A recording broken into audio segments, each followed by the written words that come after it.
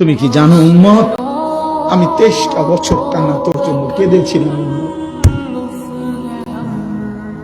আমি এমন কাঁদা কাঁদছি রে উম্মত তোদের জন্য।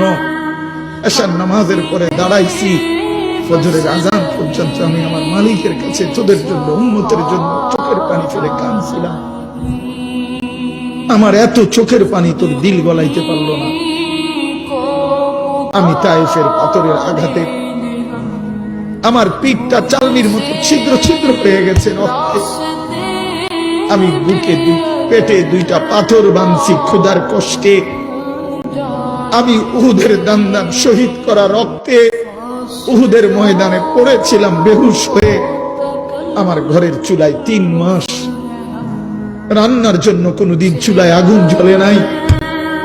আমার এত চোখের পানি, এত রক্ত, এত ক্ষুধার কষ্ট, কিছুই তোর মন গলাইতে পারলো না, তোরে সেজদা দিতে পারলো না।